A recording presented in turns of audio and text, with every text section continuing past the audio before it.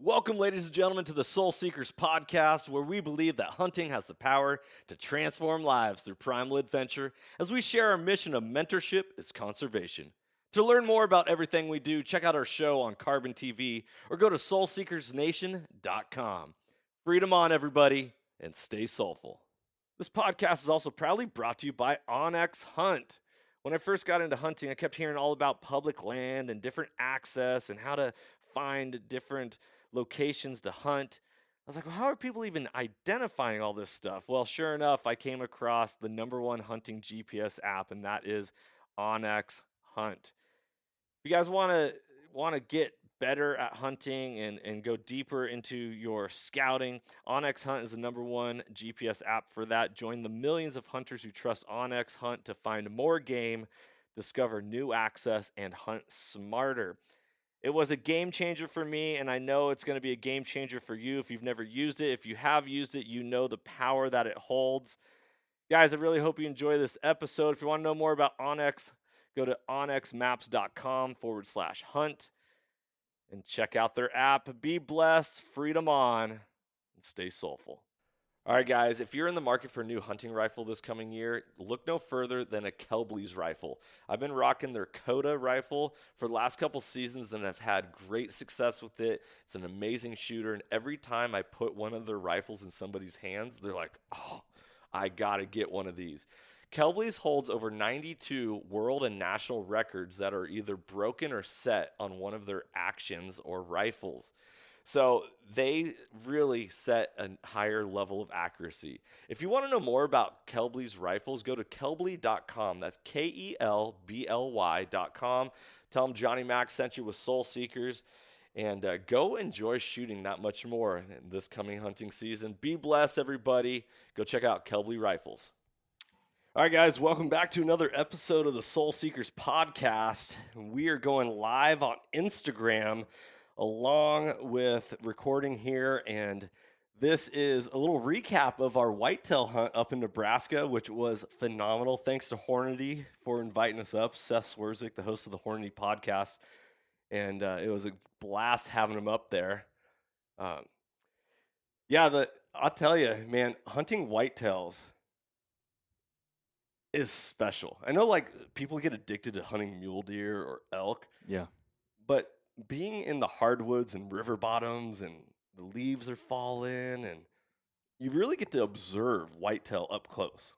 And especially during the rut. I think that was one of the biggest things that, like, I was like, oh, I want to see deer. I want to watch deer move. I want to understand their behavior. Even during the rut, how, like, random that is. Well, it's unpredictable, and it's whitetail being whitetail, you know. Yeah.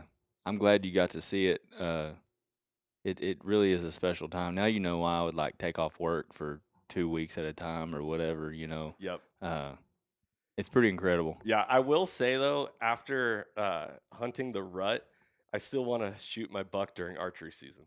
Yeah, I understand that. Try to catch that velvet if you can, you know, and for sure. But the rut is unpredictable, and you never know what you're going to see. And dude, so true. Well, before we dive into the story of the hunt up in Nebraska and talking about whitetails and all that good stuff, I want to give a shout out and talk about a giveaway that's going to be going live on Monday, which when this podcast release, by the time this podcast release, the giveaway will be live. And this giveaway is going to be taking place on Instagram and on X, so formerly known as Twitter. And Daisy BB Guns, I got them right back here, provided us with 4 Red Riders, well, technically 2 Red Riders and 2 lever action BB guns.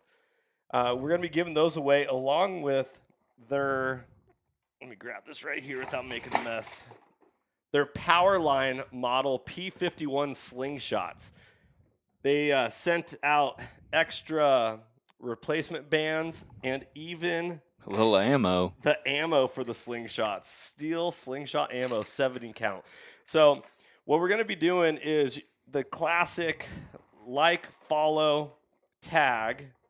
And we're going to be doing that on Instagram and on X.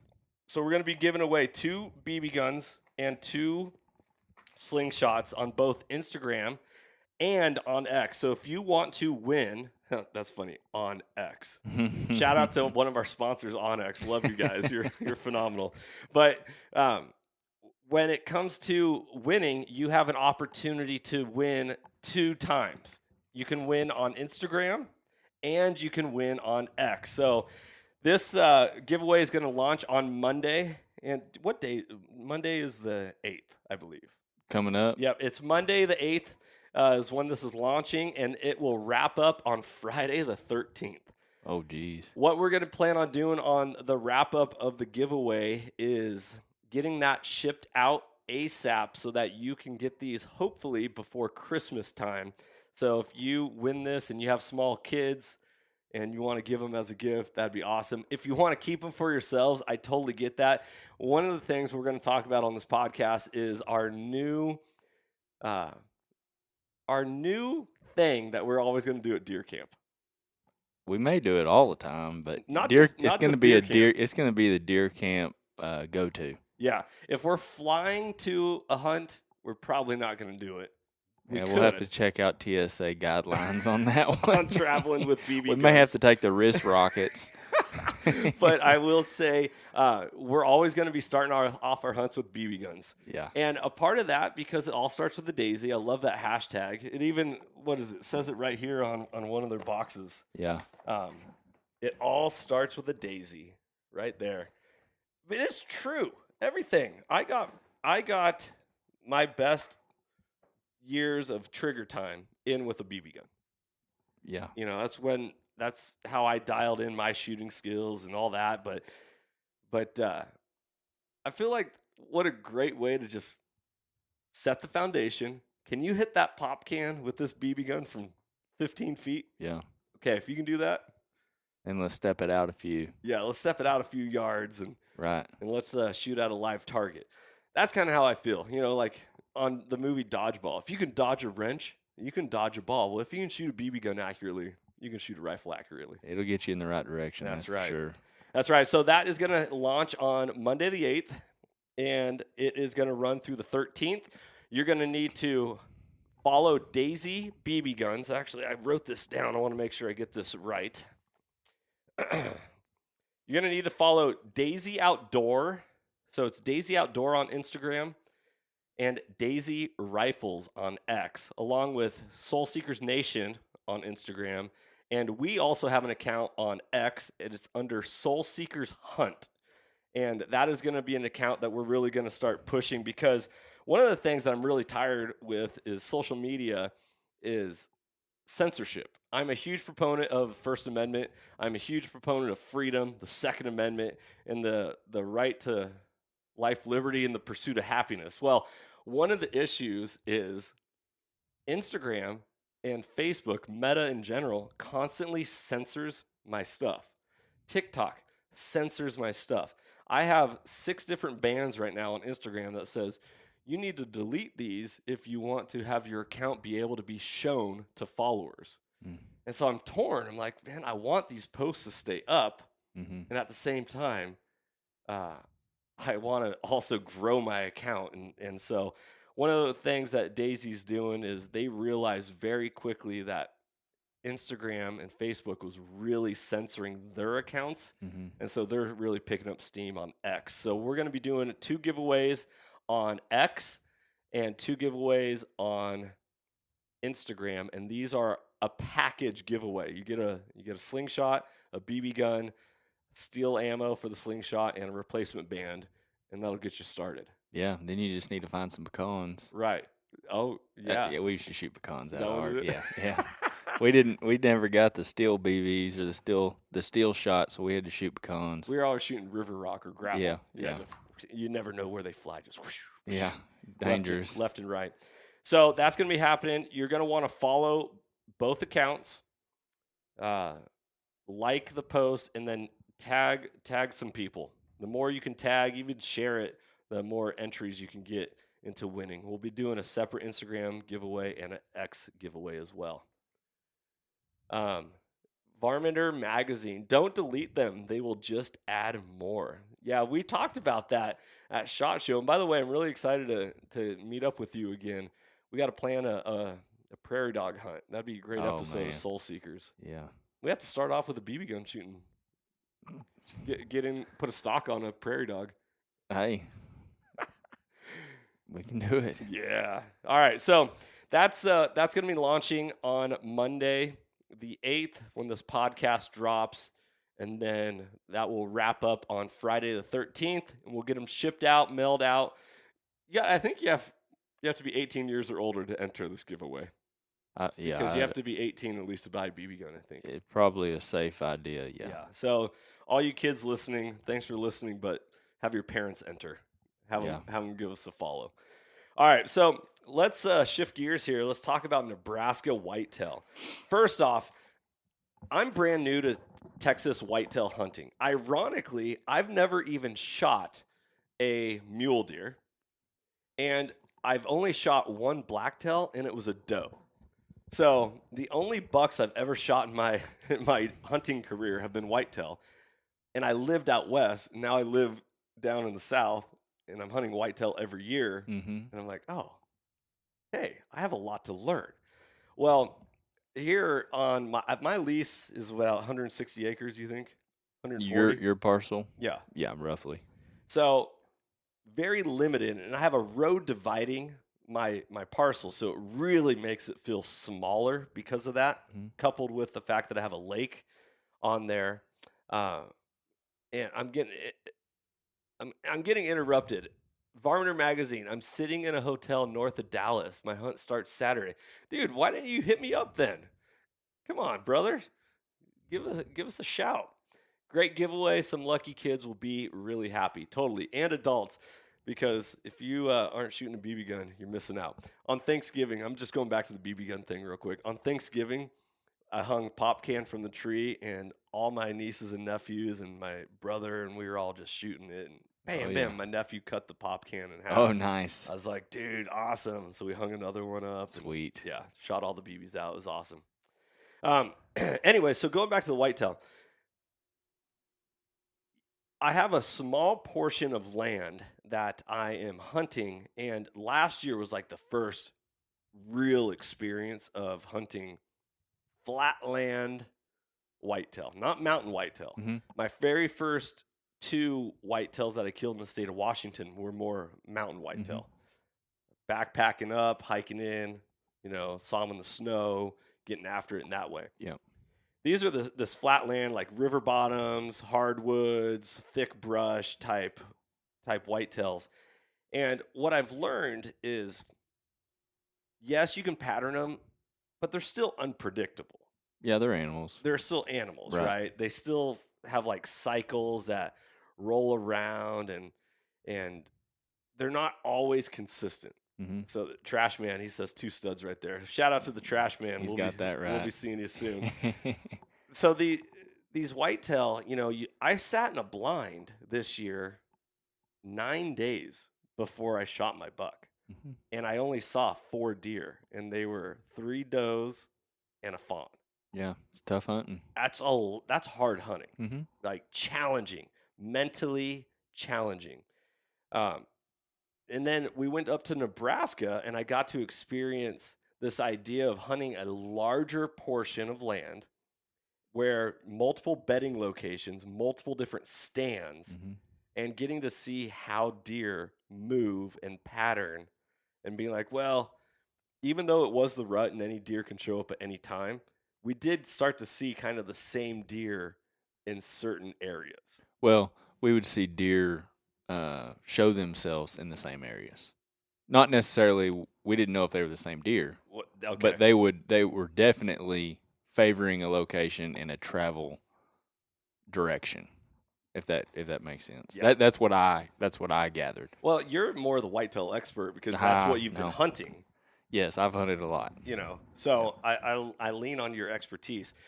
But I will say, having 3 days to hunt, we got in that first night, and I believe we rattled in a buck, but he didn't necessarily respond to the rattles. Right.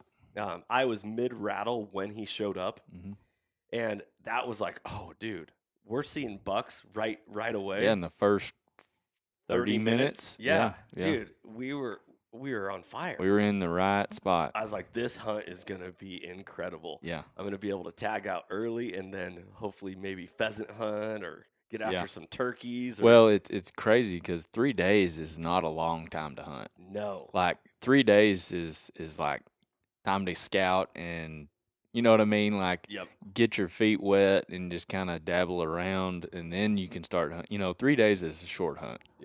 Yeah. The pressure didn't feel heavy until the evening of day 2. The afternoon, evening. And I was like, okay. Yeah. Now I'm starting to think like, okay, I don't want to go home without deer meat. Right. Yeah. Yeah. And like we were driving to dinner at the Hojo, and you were like, all right, I'm feeling it now. You know. So needless to say, day 0, we rattled in a buck. We showed up to Nebraska after a 12-hour drive. 12 hours, yeah. 12-hour drive. Took our time around this small little southern Nebraska town of 300 people. Yeah, maybe less. And I was like, oh, man, well, we're not in a hurry. We're not supposed to hunt till tomorrow. I had no idea really what I was getting into. But we finally make it to the hotel where we're meeting Preston. And yeah, Preston's you left Preston out. Yeah, dude. Preston. Shout out to Preston. He's a stud. He is a stud. But our camp host, Seth, he had to run back to the office in Grand Island. Yeah. He had to run home. He got a night to see Mama. He went back home. And so Preston welcomed us, and I just kind of figured we'd hang out and get to see the lay of the land. But Preston was like, "You want to go hunt?" Yeah. I'm like, "Yes." That is why we are here. I was hoping for that. So we hop in the blind, we rattle in a buck, and the outlook for the hunt was looking really good. Oh yeah, and it did every day. You know what I mean? Yeah. And so this land was really fascinating. So this is a piece of private land by a landowner who is a fascinating human being. He's 87 years old and has one of the most wild and outrageous collection of ammunition, shotgun shells, firearms, and overall just like hunting memorabilia. Yeah, very cool guy. In this absolute vault that he built specifically for that.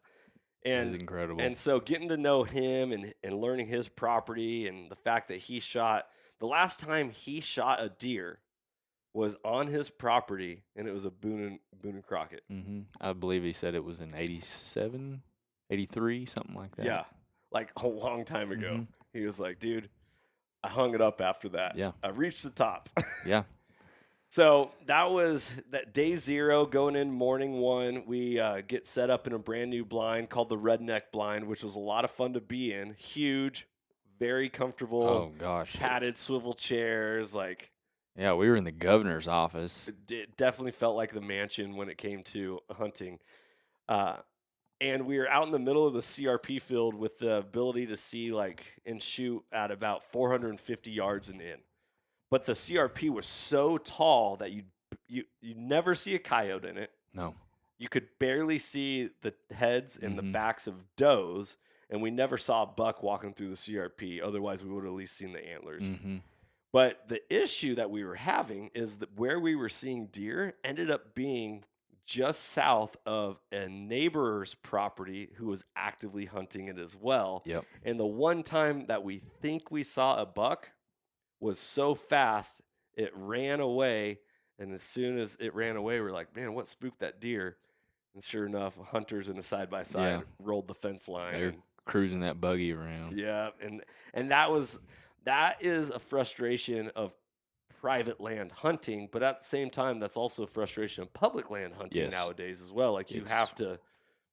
Only the issue of public land is you can still go to other locations. Sure. Private land, you're like kind of locked in. Yeah, you know? I guess I'll go to my far corner of my lease or my portion and figure that out. So that was really interesting. We saw pheasants flying everywhere, cackling. It was really Yeah, I talked to the guys up in Kansas, which I'm going up there after first of the year. Yeah. And they said that they had the best hatch in a long time. I believe it. And we saw it. Man, it was crazy. How many pheasant do you think we saw that morning? I would probably say 40. Yeah. And out of those, probably 30 of them were roosters. Most of them were roosters. It was incredible. Absolutely incredible to just watch these pheasants flying all around. And even from our blind, because it was so elevated, they would land 10, 15 feet from the blind, and you'd see them like walking around on the ground. They're scratching around. It was super cool. It was cool. You could hear them squeaking and making all their little noises. It was really, that was pretty darn neat. Yeah. So a part of this hunt was the fact that we were invited by Hornady. And so there's this interesting dynamic of I love to hunt and I want to hunt hard. Mm-hmm. And yet I also want to make sure that I spend some time with the people that invite us up. Absolutely, yeah. So if we were sitting in a blind 24/7 for those 3 days, you're only catching dinner and evening time with them. I feel like that does the relationship status a little bit of a disservice. And part of why I even started hunting is for the community aspect of it. Yep. Right? Like you and I are hunting now, and it's a lot of fun because of the community of it. Oh, absolutely. Like, I can go hunt by myself all the time. You can do the same. But it's fun to have that buddy there and be like, dude, did you see that? It's always good to have a hype man. Yeah. And Johnny Mack is the hype man. So we pulled out of the blind. Seth rolled back into town. Seth and Preston picked us up. We went and met Marv, the landowner, and we ended up going to lunch with them and playing a mean game of cards. Pitch. I don't know, you guys, if you ever heard of the game Pitch, let us know because I've never even heard of that. More or less, Sam and I BS'd our way through playing it. Oh, we definitely shook the table up a little bit when we sat down. I'd play a card and everybody would look at me like, "What are you doing?" Yeah, and then I'd score some points somehow. Dude, it's a wild game. Anyway, so we play this game Pitch, and we're in such a small town. There's only one diner. Mm-hmm. And it's a bar/diner, and it's the same people at the same time every day. Loved it. Lunch, dinner, I'm sure breakfast as well, but we were never in there for breakfast. Yeah, it was mostly just farmers out there picking corn and coming in for lunch, It was fascinating. Like Americana, the salt of the earth people. Yeah. And then it makes you realize like how grateful we have it where we are. Yeah. Like that was one of the takeaways I had by going to Nebraska and being like, wait, there's only 1.5 million people in the state? Yeah. Like there's more people in Dallas. Yes. It's crazy. It is crazy. It's crazy. So that was a real experience. So we wrap up lunch. We head out for the evening hunt of day 1.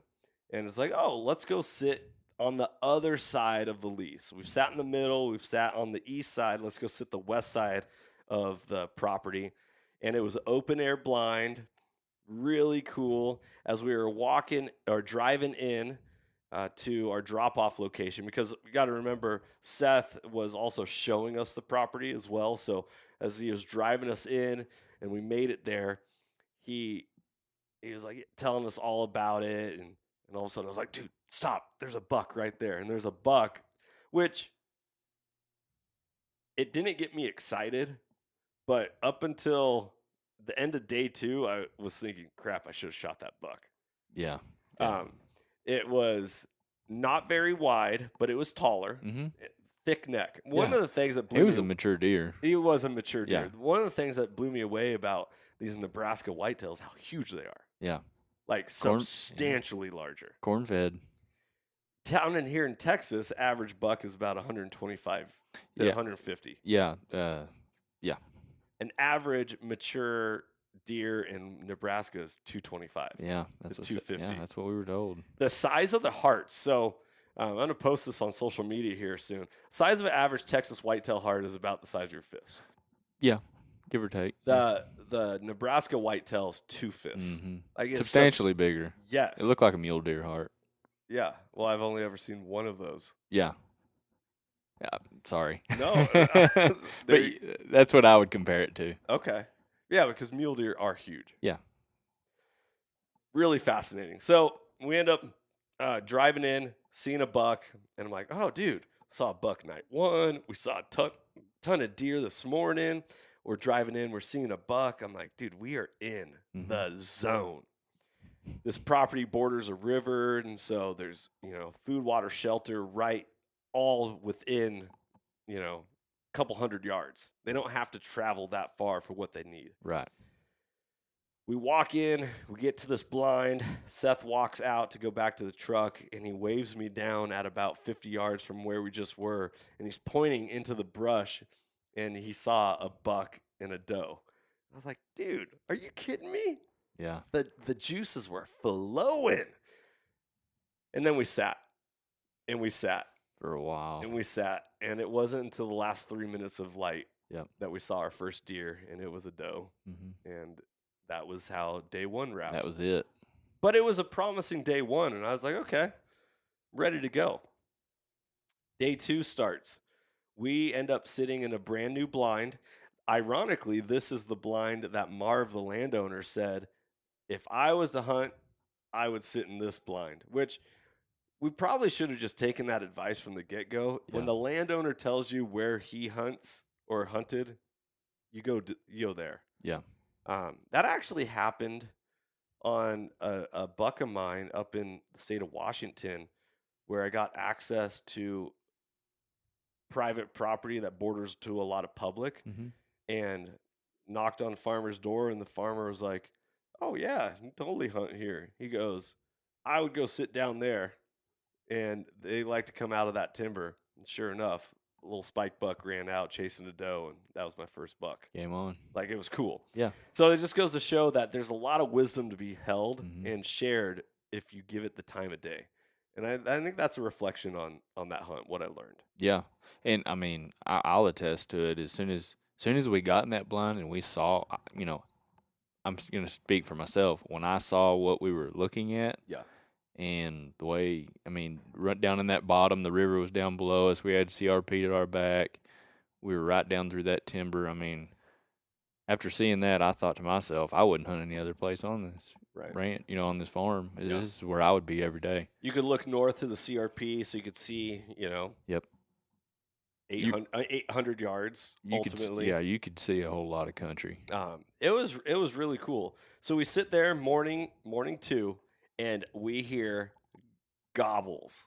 And I'm like, dude, it's late November. I didn't know turkeys gobble at this time of year. It didn't stop. It never stopped. These turkeys just, and I was like, what? And not just one turkey.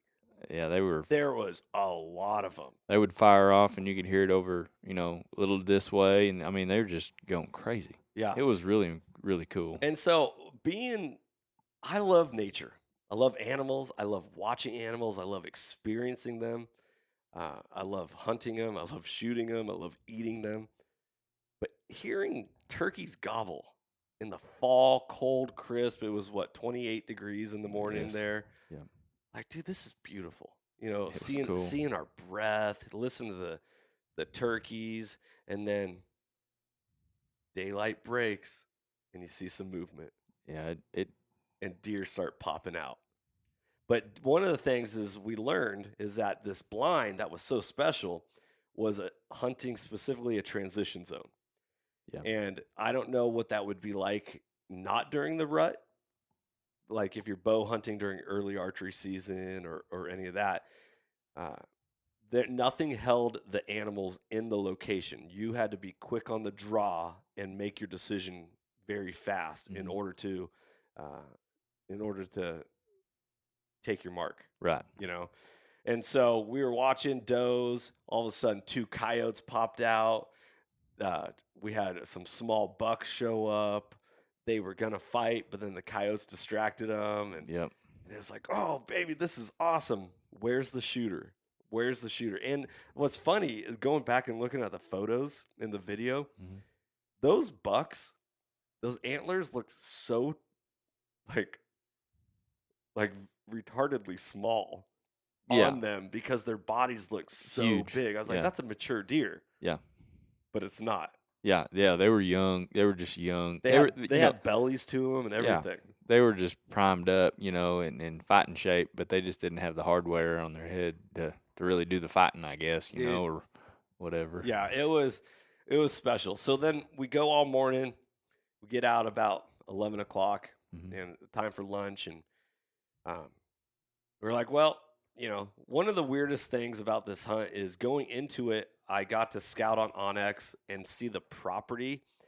But hunting whitetail, I didn't know where all the stands were in relation to where the property was. Mm-hmm. And so we get there. Now we've sat in 4 different stands, 5 different stands, 4 at that point. Yeah.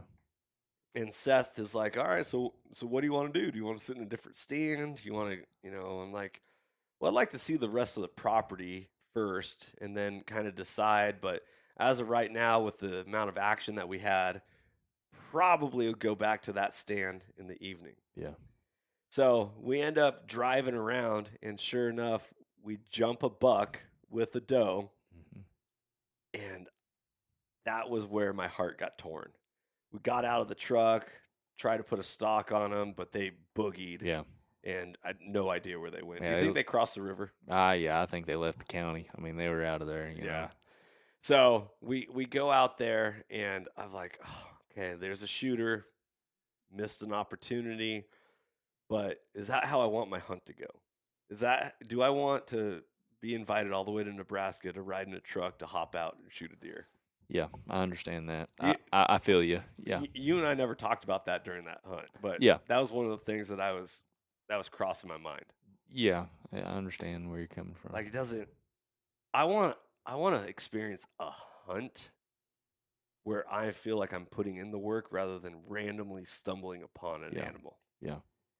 And then every hunt has its own experience. But correct. But with this being a destination hunt, first time hunting out of state for deer, having only 3 days, I want to experience whitetail hunting the way whitetail hunting is meant to be experienced. Yeah. Rather than cruising a logging road back home in the mountains and be like, oh, there's a deer. Hop out and shoot one. Yeah. Shoot it off the hood of the truck or whatever. So that was a high and a low. And in a very short amount of time, there was the waves and the ups and downs of this hunt to be like pressure from the wife or pressure that I put on myself from the wife too. You're taking time away from the family, all this stuff. Bring home meat. We were in a meat crisis this last year with inflation kicking up, meat prices going sky high, and doing carnivore diet at the beginning of the year that we ripped through protein so much that it got skimp. Yeah. And I was like, I need to fill tags. Yeah. Regardless, I need to make sure I bring meat home. So I have that in the back of my head, but I also have in the back of my head this idea of like, well, I also want to do the landowner justice and right. Right. And I also want to do right by Hornady as well, who invited me up on this hunt. Sure. So. And we're filming it. Yeah, and we're filming it for Soul Seekers on season 5 on Carbon TV. And I want to make sure that there's good content for that as well and tells a good story. And so these are all like the different emotions and thought processes rolling through my head. So we go to lunch, come back, and it's like, okay, I'm gonna go sit in that blind. And I remember asking you, because I view it like this. Yes, I'm the one squeezing the trigger, but just because you were there filming as a camera guy doesn't mean it wasn't also your hunt. Sure. In my perspective, I don't know. That's very generous of you to think of it like that. But I understand. Yeah, like it's an experience for all of us. Sure, absolutely. So I was like, Sam, where do you want to hunt? You're like, oh man, it's your hunt. So that was interesting and a real learning moment of making sure that I listen and trust my own instincts. Stop relying on other people for knowledge, wisdom, or perspective. Just be like, what do I truly know in my gut, in my heart, and what do I want to do? Right. One of the things we always talk about on this podcast is you always get what you want. And so, but if you don't listen to yourself and you ignore it, then that becomes an issue. So, right. This idea of like, okay, I want to hunt that blind that we sat in the morning in the evening and see what it's like in the evening time. Mm-hmm. Because the day 0, that very first night when we rolled into town, the buck that we saw ended up traveling the path that would have sent it right to that blind. It walked right by us, yeah. And so we would have been able to get a better look at it, whether it was a shooter or whether, however that went. So we end up sitting in that blind, and we only saw a couple deer. Mm-hmm. Heard a lot of turkeys, once again. And those turkeys just... They teased us. I've heard them gobbling before and firing off like that, but that was a different deal there. That's cool. It was very cool. And so night 2 ends, and I'm already like, oh, okay, last day of the hunt. Pressure's on. The pressure's on. At least the pressure's on towards the second half. I knew we would see deer, and so I was thinking, okay, last 20 minutes, I see a doe, I'm popping it. Yeah. But I want to shoot a buck. That's what we're there for. I want to shoot a buck, and I want to honor. My tag was good for any whitetail deer. Right. But based off the landowner, like, what would he like to see taken off his property? Yeah.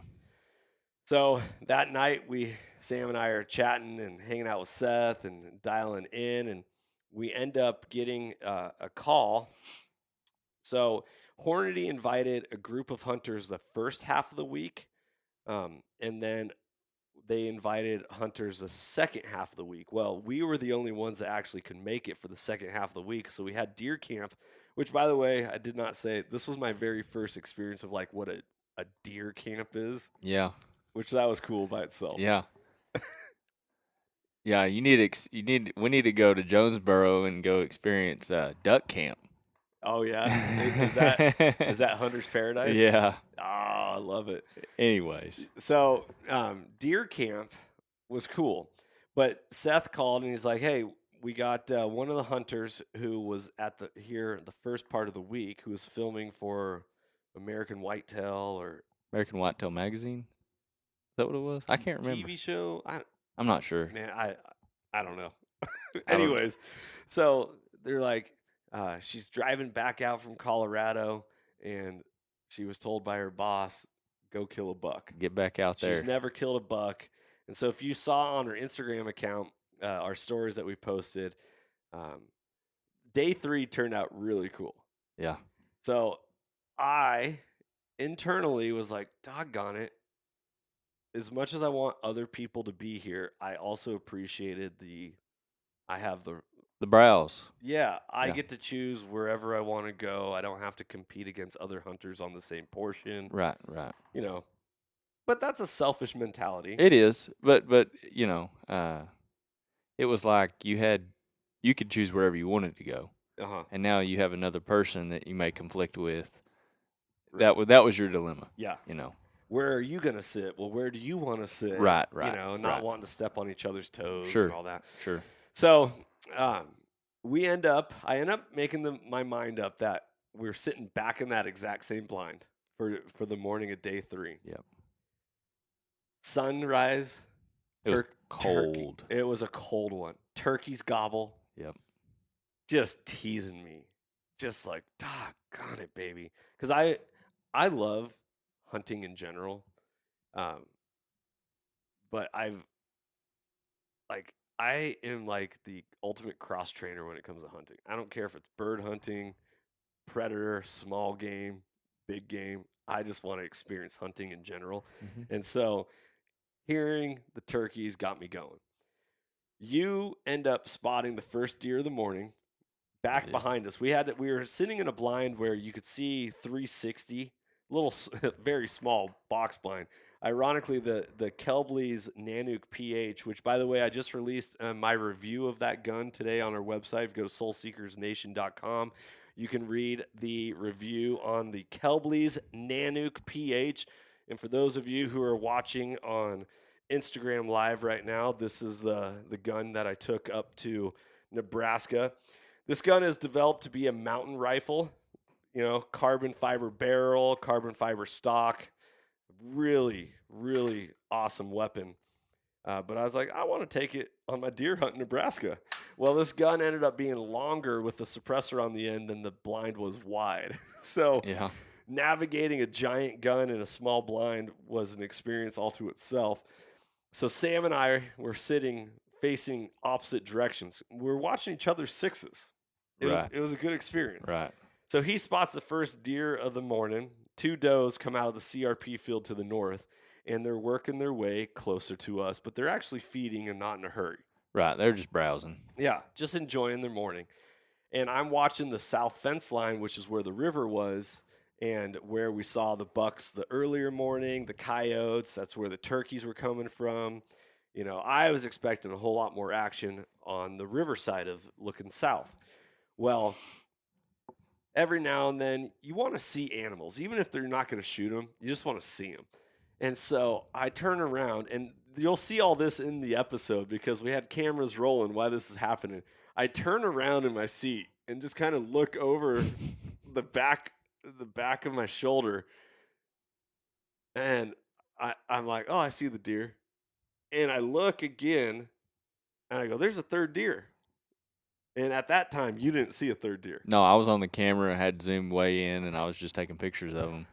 So instantly, and they were what, about 225 out? Yeah, about roughly 225 yards out. There's a third deer, and I look and I go, that's a buck.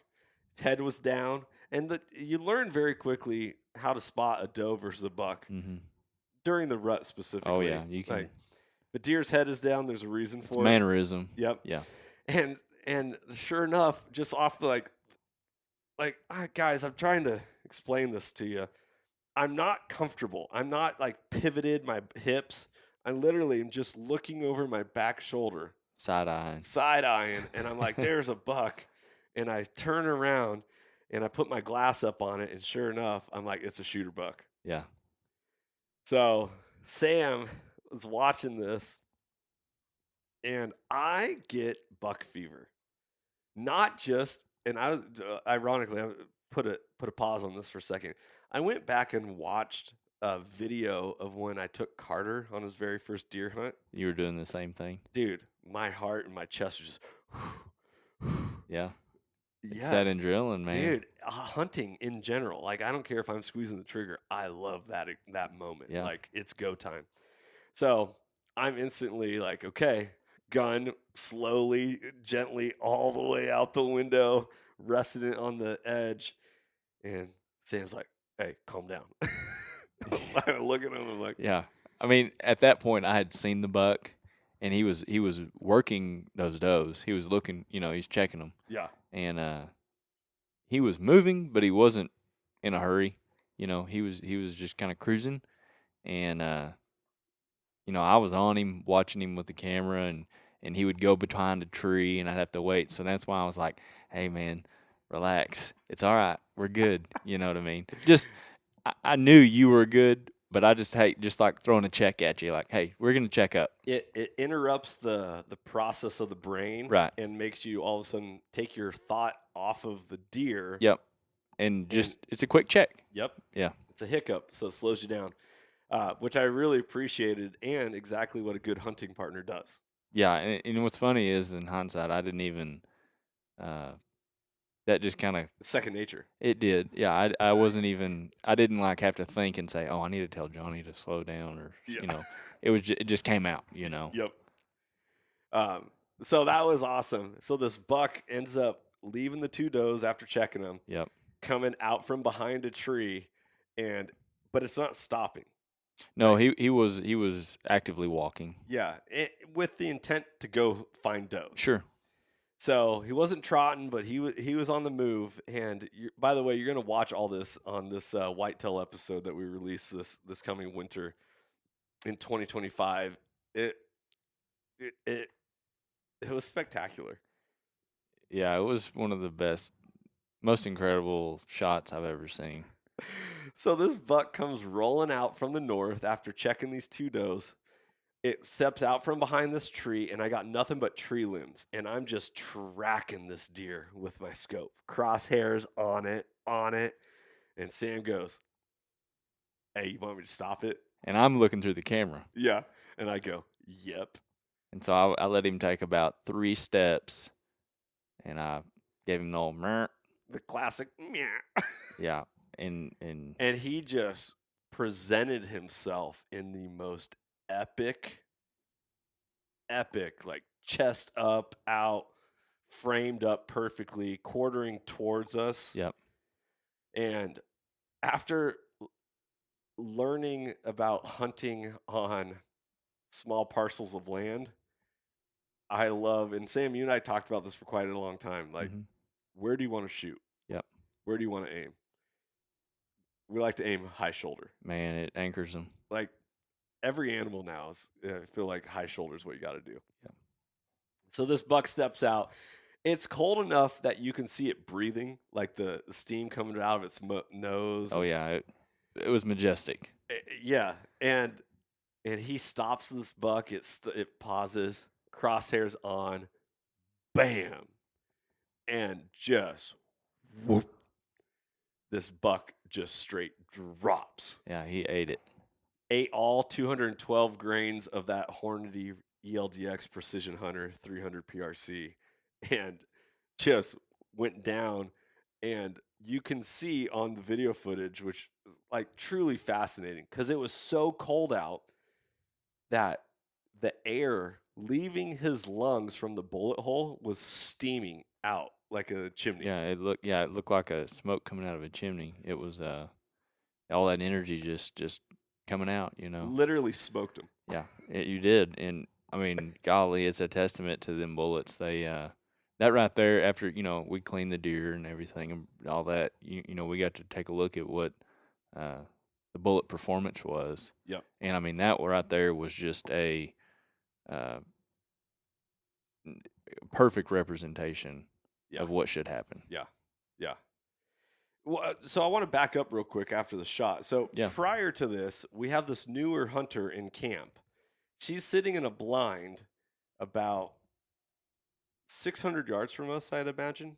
Probably, maybe a little more. Maybe a little more. In that range. Well, we're all texting on a text thread, you know, "Hey, do you see a deer? Hey, do you see a deer?" And our drive in that morning, we actually bumped a potential shooter buck. Yeah. Not exactly sure how large it was, but it was way larger than the other deer that we've seen. And it was one of those things where like, okay, this morning's going to be it. But we bumped that buck exactly to where her blind was. Mm-hmm. And she was already in it. And she was already in her blind. Yep. She got there early. Good for her. Yep. Shout out to Jessica. Yeah, she's a hunter. Yeah, she did her job. And so we're sitting in the blind, and I'm like, oh, man. A little jealousy crept in on me. I hate to admit that, but I'm going to be honest and just be like, this is my 3 days. You already had multiple days of the hunt, and I'm a human, right? Like, this is like where competition kicks in, and you're like, oh, I want to get mine. Yeah, I want to get mine. Well, so I bumped the buck to her, and she's texting us once we're in our blind. This is before I shot my deer. And she's like, yeah, I got a shooter. He's out in front of the blind right now. And I'm like, that's the buck we pushed towards you. She goes, I can see a bunch of does, but he's working away. And Seth was on the text thread, and he's like, well, is he working towards Johnny or is he working the other direction? She's like, oh, I think he's working towards Johnny. So I was watching the fence line expecting a deer to come from that direction. I did end up seeing a smaller buck. Mm-hmm. It wasn't a shooter by any means. Right. And just a shout out real quick, the state of Texas, you have to have a minimum inside spread of 13 inches or wider than the ears for it to be a legal buck. And that was one of the things where it's like, I didn't want to shoot something that may be legal in Nebraska, but not legal in Texas. Yeah, understandable. So we saw these deer. Anyways, shoot our buck. We get it down. Jessica ends up not shooting anything that morning, and we got a deer down. All of a sudden, those does never leave, and we try to climb out of the blind after about an hour. hour and a half. We wasted a lot of time after shooting that deer. We weren't in a hurry. No. For anything. We're really just enjoying the process. We get out of the blind, and the turkeys are 70 yards from us. Yeah, I got my hands and my feet, and I'm quarter way down the ladder, and Johnny goes, "Look at those turkeys." And so what do? You stop and film them. Stop and film them, and I started giving the old. Yeah, I was giving them some little clucks. I don't want to do it on here; it'll be loud, but they fanned out and were strutting, dude, and man, it was awesome. It was beautiful. So we're like, okay, well, we finally get out of the blind, and we're about to go check out the deer, and all of a sudden, I look to my east about 225 yards, and there's another shooter buck standing broadside, looking straight at us, just watching us. I'm like, holy smokes! Like, we're in it this morning. So we get to our buck. I end up texting Seth and Jessica, and I'm like, hey, deer down. And I'm like, Jessica, you might want to come over here. It was a pretty good spot this morning. There's another shooter buck we just spotted. No more than 5 minutes after getting to our buck, another buck rolls by. I think he came out of the CRP. Rolls by it. How far away? Maybe 35 yards, 40 yards. And just walks right by us. And we're talking, and we're not being noisy, but we're talking, enjoying the celebration of the started animal. Snapping photos and whatnot, and did I see it first, or did you see it? I think I saw it first because you had your back to it. Is that correct? I don't know. Hard to say, but regardless, we both saw it. And this buck ended up rolling directly underneath the blind that we were sitting in. Yeah. And remember, I was hollering at it, trying to get it to stop. Because I wanted to get a good picture of it. He was a good buck, too, you know. And he just paid no mind to us at all. No, just on his way. So at that point, I was like, Jessica, you got to get down here to this blind. Yep. We've seen 3 shooter bucks, saw 4 bucks this morning. There's turkeys. Like, this is where you got to be. So we back out. Seth is like, hey, can you guys back out? Leave your deer. We'll come get it later. It's cold enough, so we didn't have to worry about doing anything. Yeah. Meat spoiling. Very cold. Yeah.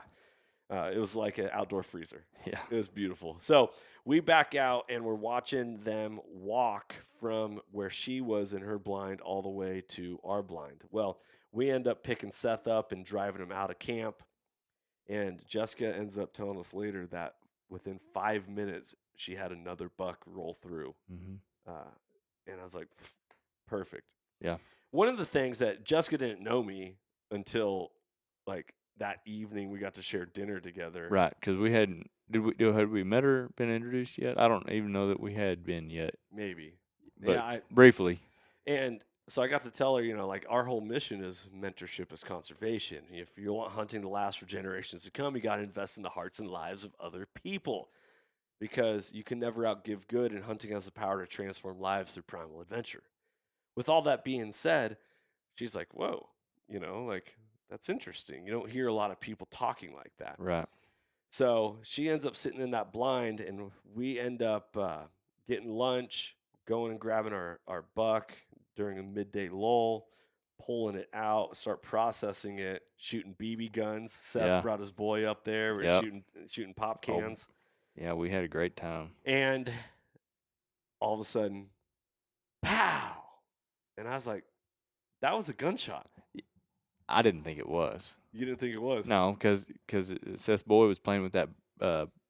He had a football. Yeah. And I thought it bounced off the side of the barn or something. We were in there cutting that deer, so I didn't think it was a gunshot. Yeah. I was like, no, I'm pretty sure that was a gunshot. You were very confident. Uh-huh. And then all of a sudden, pow! And then we all looked at each other, and it was like, get on the text. It was great. And then a text rolled through that Jessica shot her very first buck. Very first Nebraska Whitetail. It was great. So we got to roll down there, film her. She didn't even walk up on it yet. We got to film all that. That'll be a part of the episode. Yep. And get to see her joy and her, full-on emotions, array of emotions. Yeah. shooting a buck out of the exact same stand that I shot one earlier that morning. Yeah. Telling her, you need to come down to this stand. Now, I want to pose this question to hunters and anyone listening to this podcast is, would you have told another hunter to come sit where you were sitting? Yeah. Would you have done that? Yeah. Yeah, because you're a good human being.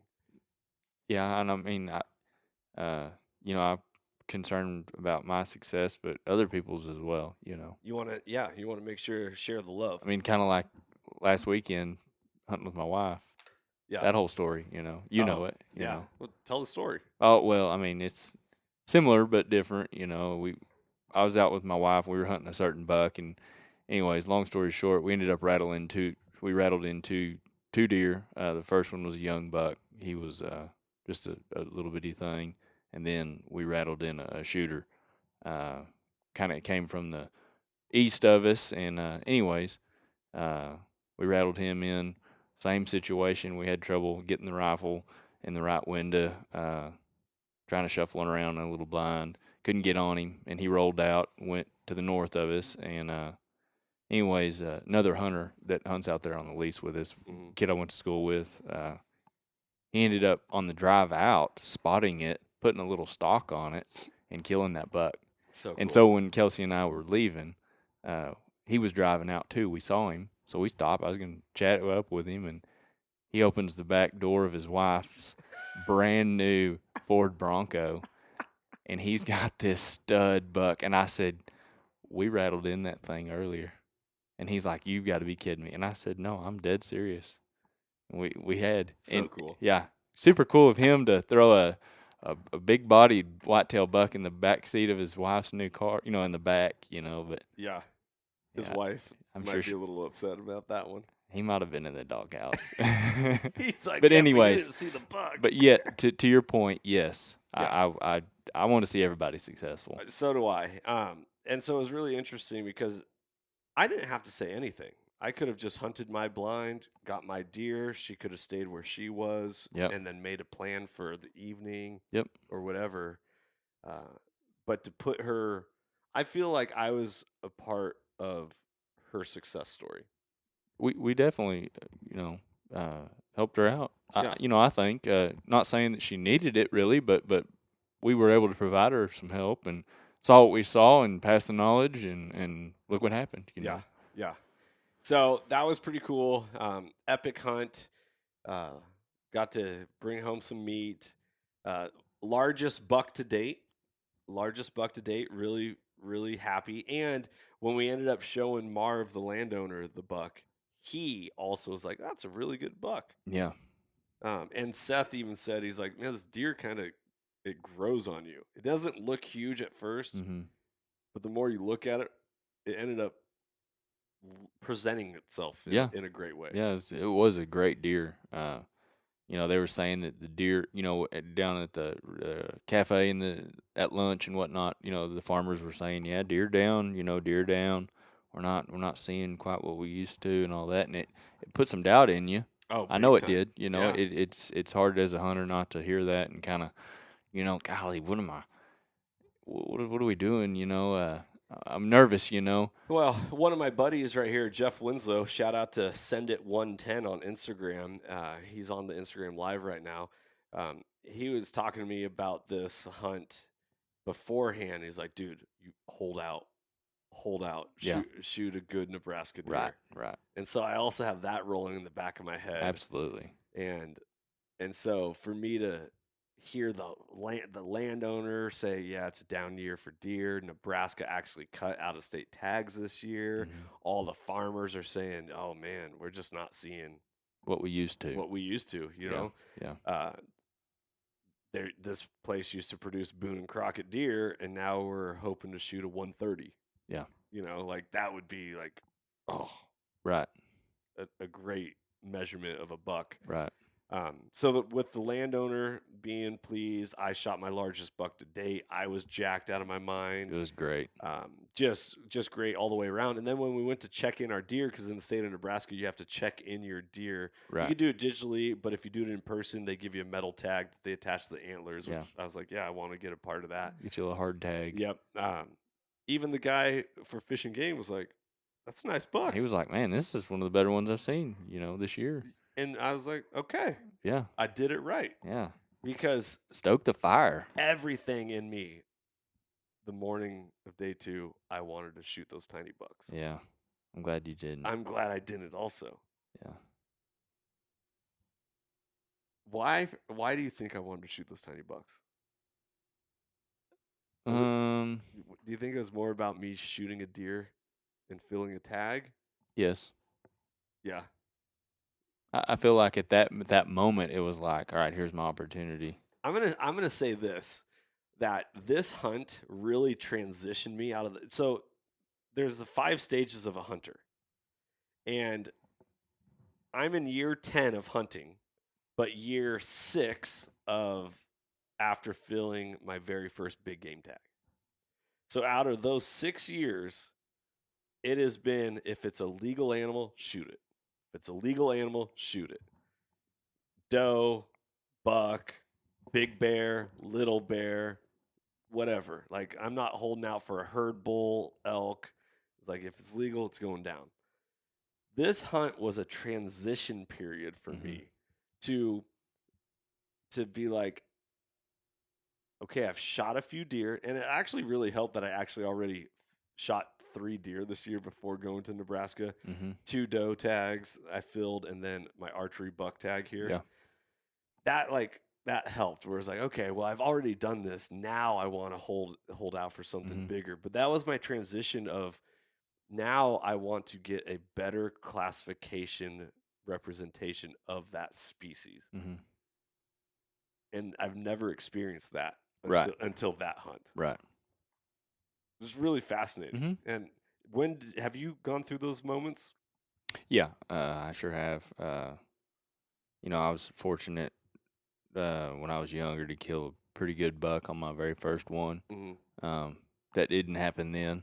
I was pretty green still, and I was still chasing and really was happy with whatever I could get my hands on, Yep. But, after I killed that deer in the snow, that buck in the snow, that was a totally different shift than what you're referring to. I told myself after I killed that buck that if I never in my life kill another deer again, that was good enough. That was the experience. Yeah, that was the shift that I can relate to. Yeah. You know what I mean? It was really interesting. And so I had that also going through me, and I felt like I emerged from that hunt as a hunter ready to grow to a new stage. Yeah. Asterisk being, do I have meat in the freezer at home? Right. Right. Gotta eat. Like, yeah. So I'm with you on that. So that was definitely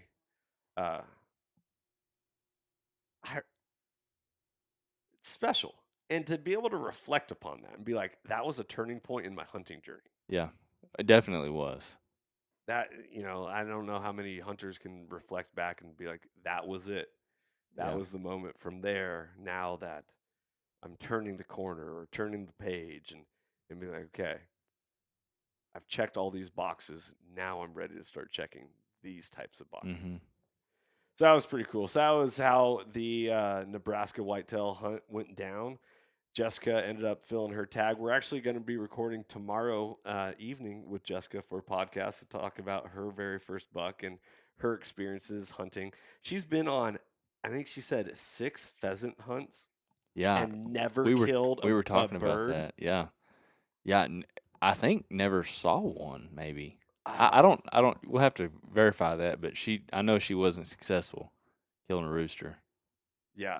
So, really fascinating. Anyway, so we're going to get her on the podcast. That will be launching here pretty soon. And just by the way, all you listeners, this episode is episode 297. we're going to be cresting the new year into 2025 with episode 300. I can't believe I've been doing this podcast that long. We'll have to watch the movie 300 and yes. Yeah. Kicking them. So we're going to be last year at the turn of the year. First episode was, excuse my language, beep, don't be a bitch with James Appleton. We talked about setting goals and fitness and dietary things and his journey of hunting in the Adirondacks up in New York. Yeah. We got James back on to talk about my journey of going through his fitness program. Cool. His Seek to Do More, where it's not just fitness, it's mental. You read, you exercise, it's diet, nutrition, and all that. And so, I don't know if I have to retitle it, not a bitch anymore.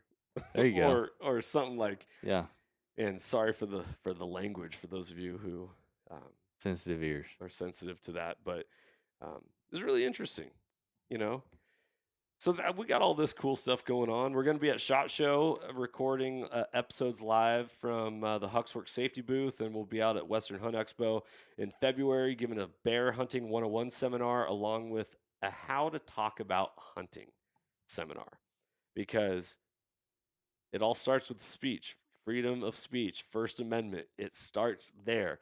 You want hunting to last for generations to come, you got to be able to speak about hunting.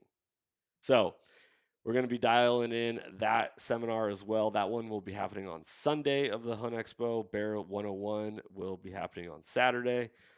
And then we'll be kicking off 2025 with Season 6 of Soul Seekers. Well, launching Season 5 on Carbon TV and filming Season 6. And who knows what else is in store. Got a lot of mentees we want to connect with. Yeah, we got a lot in the works. Had a guy I met down here in Texas message me today. He goes, "Hey, my work just is sending out time off requests for this next year. What dates do we need to do for hunts?" And I was like, "Doggone it, I need a little bit more heads up before we'll get something worked out before planning all that." Before we wrap up this episode, I just want to give a shout out to Daisy one more time. If you are not aware and you've made it this far into our podcast, we are doing a giveaway launching Monday, December 8th. It'll run all the way through Friday, December 13th. And we're giving away 4 different packages of a Red Ryder Daisy BB gun coupled with one of their slingshots and a couple other things. 2 packages will be given away on Instagram. 2 packages will be given away on X. You need to follow Daisy Rifles on X and Daisy Outdoor on Instagram. And those of you who are not following Soul Seekers Nation on Instagram yet, go do so. And then we have an account on X. It's Soul Seekers Hunt. So that will launch on Monday. You're going to want to go like the post, share the post, comment on the post by tagging some people, and you'll be entered. Must be 18 or older and within the United States to win, but just in time. Remember, always wear safety glasses. You don't want to shoot your eye out. And don't shoot each other. It's dangerous as a gun. It hurts. That's right. So, guys, thank you so much for tuning into this episode of the Soul Seekers podcast. I'm Johnny Mack, Flatland Sam. Be blessed. Merry Christmas. Enjoy the holiday season. Be in good cheer. Know that life is happening for you. It's not happening to you. No victims here. Hunting has the power to transform lives through primal adventure, and that you can never outgive good, as mentorship is conservation. I'm Johnny Mack. Thank you for tuning in this episode. If you liked it, please help the podcast out by sharing it, leaving a comment, leaving a review on iTunes, Spotify, or YouTube if you're tuning in here. And then also, go enter our giveaway. Go be the change you want to see in the world and inspire other people. Y'all rock. Be blessed. Catch you on the next episode. If you enjoyed today's podcast and want to support the show, you can always like, share, subscribe, and leave a rating, as it helps us share our mission of mentorship is conservation. Thank you so much for tuning in and being a part of Soul Seekers Nation as we transform lives through primal adventure. If you want to get more connected with the podcast, check out the Soul Seekers Nation Facebook group, as I look forward to connecting with you on the next episode. So stay tuned and stay soulful.